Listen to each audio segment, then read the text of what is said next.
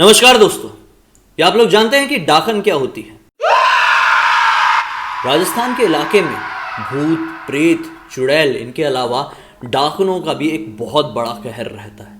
Darken दरअसल एक ऐसे प्रकार की औरतों या फिर लड़कियों की आत्मा होती है जिनकी मृत्यु संदिग्ध तरह से, कोई दुष्व्यवहार की वजह से, कोई बुरे काम की वजह से हो जाती है।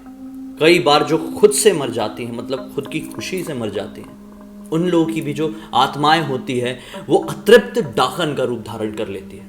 इसके बाद वो इतनी बुरी तरह से लोगों को हॉन्ट करती है, लोगों को प्रताड़ित करने की कोशिश करती है जिसकी कोई हद नहीं होती। फिर आखिरकार वो जिस किसी को भी अपना शिकार चुनती है उसके शरीर में प्रवेश करती है और फिर उसको भी उसी प्रकार से मारती है जिस प्रकार से उसकी मृत्यु हुई रहती है। जैसे कि अगर वो कहीं पर लटक के मरी हो तो वैसे ही मारेगी, अगर वो कहीं जल के मरी हो तो वैसे ही मारेगी, अगर किसी भी प्रकार के दुष्व्यवहार की वजह से मरी हो तो सामने वाले को उसी प्रकार से मारती है। ब्लडी सत्य के आज के इस एपिसोड में मैं आप सभी लोगों के सामने आकाश भंडारी की लिखी हुई ऐसी सच्ची कहानी लेकर आया हूं दोस्तों, जिसे सुनने के बाद आप लोग ना जाने क्या कहेंगे। लिखी हुई से इसका मतलब यह नहीं है कि केवल मन की कल्पना है, बल्कि आकाश के दोस्त गोविंद के साथ बीती हुई एक अजीबोगरीब, बहुत ही ज्यादा खौफनाक दुर्घटना की सच्ची कहानी है।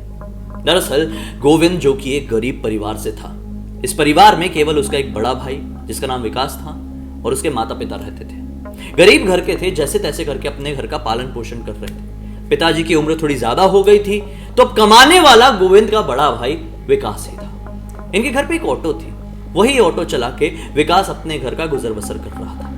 एक टाइम ऐसा आता है कि वो चलाते चलाते बहुत ज्यादा परेशान हो जाता है, क्योंकि ऑटो चलाने में ज्यादा कमाई नहीं थी, छोटे भाड़े मिलते थे, कम पैसों की कमाई होती थी। उसने एक दिन सोचा कि अब मैं ज्यादा मेहनत करूंगा और मेहनत करके कार खरीदूंगा।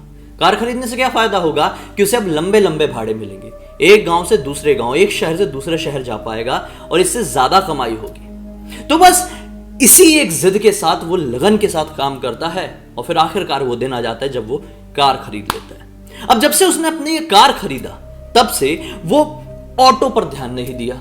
ऑटो उनके घर पे एक कोने में पड़ी रहती थी। यहां पर दूसरी तरफ गोविंद का 12th भी खत्म हो गया। स्विफ्ट डिजायर खरीदा था, जैसे तैसे करके गाड़ी अब अच्छे चलने लगी थी परिवार की।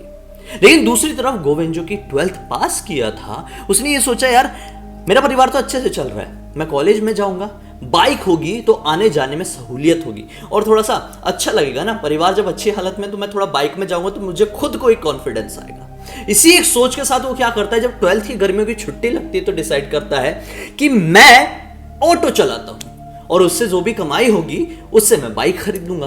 बस कुछ ही दिनों की तो बात है और इसमें शर्म वाली भी कोई बात नहीं थी। तो वो बस अपने घर की ऑटो उठाता है और चलाना शुरू कर देता है। शुरू के 8-10 दिन बड़े अच्छे से कटते, कोई परेशानी नहीं होती, बढ़िया छोटे मोटे भाड़े वो पकड़ पकड़ के लेके जा रहा था। लेकिन फिर से कमाई थोड़ी कम हो रही थी। उसके मन में केवल एक ही विचार था, ज्यादा टेंशन उसे पालना नहीं था, उसे एक अच्छी बाइक खरीदनी थी। कुछ ही दिनों में कॉलेज शुरू होने वाले थे और यहां पर भाड़े कम मिल रहे थे। अब लगभग 15 से 20 दिन कटे होंगे।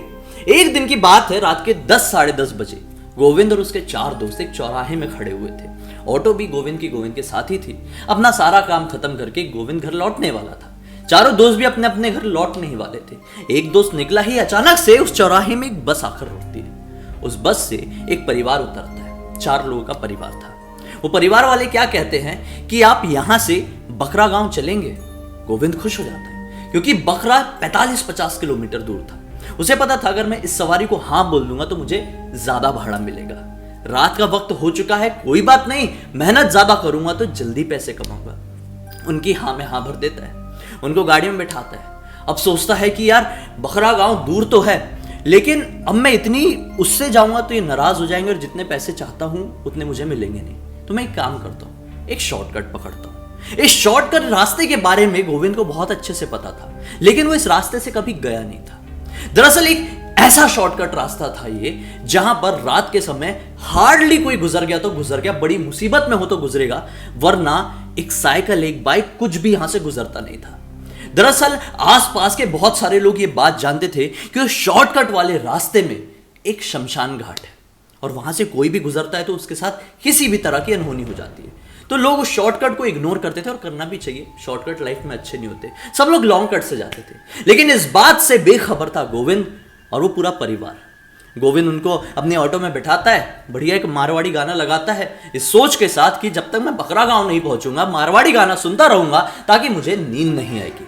बस उसी कच्चे रास्ते से वो अपनी ऑटो बढ़ा लेता है। रास्ते में ना ही कोई स्ट्रीट लाइट थी, ना ही कोई गाड़ी पास हो रही थी, ना ही कोई पैदल चलने वाला इंसान दिख रहा था, और ना ही रास्ता पक्का था। कच्ची सड़क, बड़ी ही सुनसान मनहूस रास्ता लग रहा था। केवल ऑटो की एक छोटी सी लाइट के साथ वो लोग आगे बढ़े जा रहे थे। वक्त पर, जिस वक्त में उसने प्रॉमिस किया था उस परिवार को, बकरा गांव पहुंचा देता है। गांव में लोग उतरते हैं और उसे मनचाहे पैसे देते हैं। अब ये बहुत ज्यादा थक चुका था, मन में अजीब सा डर लग रहा था, क्योंकि रात का वक्त काफी हो चुका था और थकान भी थी, और अब लौट के भी उसी रास्ते से जाना था, क्योंकि वो रास्ता समझ में आ गया था ना। भले ही कच्चा रास्ता था, सुनसान रास्ता था, लेकिन समझ में आ गया था। और रात में खासकर ऐसे रास्तों को ही पकड़ना चाहिए जो आप लोगों के जानकार हो।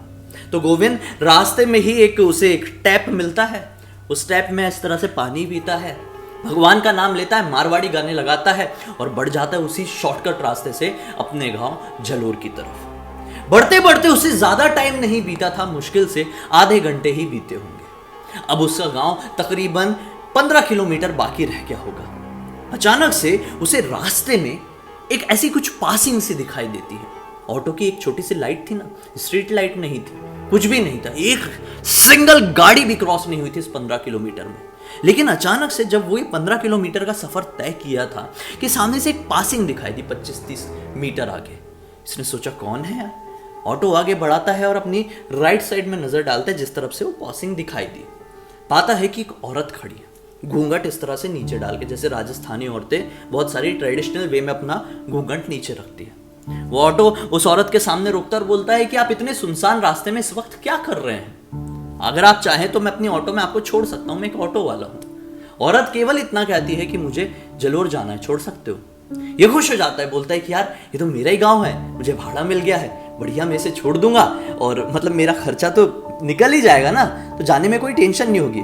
औरत में वो हामी भर देता है और औरत बैठती है ऑटो में। अब ये लोग और आगे बढ़ते हैं, लगभग 3 से 4 किलोमीटर और आगे बढ़े थे कि ये औरत से पूछता है कि आप इतनी देर से इस तरह से घूंघट डाल के क्यों रखी हुई है? गर्मी का मौसम है और मैं आपसे उम्र में बहुत छोटा हूँ, तो परेशानी वाली कोई बात नहीं है। ये तो घूंघट एक बड़ों की रिस्पेक्ट के लिए हो गया, और मैं तो बच्चा हूँ आपके सामने, आप चाहे तो अपना घूंघट हटा सकते हैं। वो औरत कोई जवाब नहीं देती है। गोविंद सोचता है कि जवाब क्यों नहीं दी, तो जो फ्रंट मिरर होता है ना उसको सेट करता है और औरत को पीछे देखने की कोशिश करता है। औरत बस ऐसे घूंघट डाल के बिल्कुल ब्लैंक सी बैठी थी। उसने सोचा कि शायद वो सो गई है, कोई बात नहीं, गांव आएगा तो उठा दूंगा, सोने देता हूं। अब अपनी गाड़ी वो और बढ़ाने लगता है। अचानक से जब गांव मुश्किल से 5 से 6 किलोमीटर बाकी रहता है, इसकी ऑटो पंचर हो जाती, पीछे वाला टायर ढम से आवाज आती है और पंचर। इसने सोचा पंचर कैसे हो गया, ऑटो रोका, बैठे बैठे ही देखा पंचर था। उतरता है और औरत से कहता है कि आप परेशान मत होइए, मुश्किल से 5 मिनट लगेंगे, मेरे पास एक्स्ट्रा टायर है, वो मैं चेंज कर देता हूँ और फिर हम अपनी गांव की तरफ आगे बढ़ जाएंगे। औरत फिर से कुछ नहीं कहती है, सोचता है शायद नींद में है, परेशान होगी, जवाब देने का मन नहीं होगा, इसलिए नहीं दी, कोई बड़ा मैटर नहीं है। अब वो पीछे की तरफ जाता है, पीछे एक छोटी सी जो डिक्की होती है ऑटो की, वो खोलता है, उससे टायर निकालता है और नट बोल्ट चेंज करने के लिए जो टायर पंचर था उसको झुकता ही है कि अचानक से जो नीचे वाला गैप होता है ना, वहां से सामने की तरफ दिखाई देता है कि जो ऑटो का जो फ्रंट टायर है, वहां पे उस ऑटो का छोटा वाला लाइट तो चालू ही था अभी भी, उस लाइट की मदद से दिखाई देता है कि वो औरत अभी जो बैठी हुई थी ऑटो के अंदर, वो उसके सामने जाके खड़ी होगी ऑटो के सामने। और उस औरत के जो पैर हैं वो बिल्कुल नॉर्मल नहीं थे, एकदम जले से गंदे काले बेहुदा से दिखाई दे रहे थे और पैर उल्टे। उसने उल्टे पैर देखा, इसकी सिट्टी पिट्टी गुल हो गई। ये तुरंत समझ गया कि ये औरत नहीं बल्कि एक खौफनाक डाकन है, जो ना जाने किस मकसद से मेरे पास आई है और ना जाने अब मेरे साथ क्या करने वाली है। बच्चा था, पहली बार रात के भाड़े में निकला था, पहली बार कुछ ऐसा एक्सपीरियंस किया था जिस वजह से वो अचानक से बेहोश हो जाता है।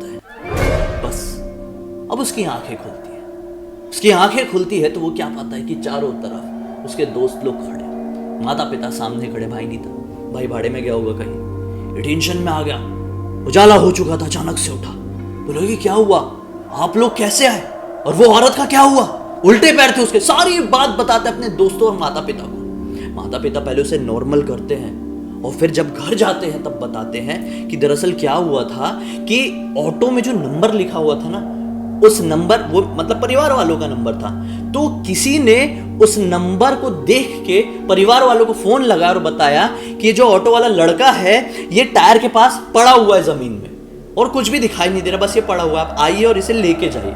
तो परिवार वाले वहां पर पहुंचे और इसे उठाकर लेकर गए। दरअसल ये ट्रैक्टर वाले ने फोन किया था जो वहां से गुजर रहा था, सुबह सुबह की बात रही होगी, 5 बजे के आसपास, तो गुजर रहा होगा, उसने देखा बेहोश पड़ा है, उसने ऑटो में लिखे हुए नंबर पे फोन लगाया और परिवार वाले सही वक्त पर पहुंचे और इसे लेके गए। बड़े बुजुर्ग लोग उस गांव के आज भी ये कहते हैं कि गोविंद की जान केवल और केवल इसलिए बच गई कि उसने गले में माता रानी का एक लॉकेट पहना हुआ था।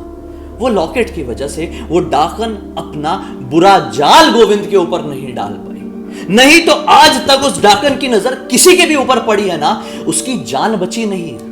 जैसा कि मैंने आप लोगों को बताया, डाकन अपना शिकार ढूंढती है और उसके शरीर में प्रवेश करने के बाद उसको भी इतनी बदतर मौत देती है जिस तरह से उस औरत की मौत हुई रहती है। शायद गोविंद किस्मत वाला था जो उसने माता रानी का एक लॉकेट पहन कर रखा था। शायद उसी के डर से वो डाकन उसे छोड़कर चली गई। वो जो बेहोश हुआ वो अपने डर की वजह से हुआ, वो डायन के प्रकोप से नहीं हुआ। डायन अगर अपना प्रकोप डालने की कोशिश करती तो शायद आज गोविंद अपने परिवार वालों के साथ खुश नहीं रहता और शायद आज इस प्रकार से अपनी बाइक से कॉलेज नहीं जा रहा होता। कितने खौफनाक वाकया बीत जाते हैं किसी भी एक इंसान के साथ जो कोई इमेजिन ही नहीं किए हुए रहते। मेरे साथ भी बीता, आपके साथ भी बीता, बहुत सारे लोगों के साथ बीता, जैसे गोविंद ने एक्सपीरियंस किया। क्या आप लोगों ने भी कुछ ऐसा एक्सपीरियंस किए जो आप पूरी दुनिया को बता के सतर्क करना चाहते, एक सीख देना चाहते, मनोरंजन देना चाहते मेरे वीडियो की मदद से? तो लिख भेजिए। इंस्टाग्राम के लिंक इस वीडियो के डिस्क्रिप्शन बॉक्स में है, क्लिक करके डायरेक्टली वहां पर पहुंच जाइए। हो सकता है मेरा अगला वीडियो आप लोगों की कहानी के साथ ही बन रहा हो। चलिए अब तक इस वीडियो को देखें और किसी भी तरह का मनोरंजन या सीख मिली है तो लाइक शेयर करें और कमेंट करके ये बताइए कि कौन सा वाला पार्ट बहुत ज्यादा इंटरेस्टिंग लगा है। मुझे जानने में बड़ा मजा आता है। मुझे पहली बार देख रहे हैं तो इस चैनल को सब्सक्राइब करके बेल आइकन दबा के ऑल के ऑप्शन में क्लिक करना। इस तरह के हैरान कर देने वाले खौफनाक वीडियोस आप लोगों के सामने डेली लेके आते रहता हूं। तो चलिए कल फिर से मिलता हूं, तब तक के लिए बहुत बहुत धन्यवाद दोस्तों। आपका दिन शुभ हो।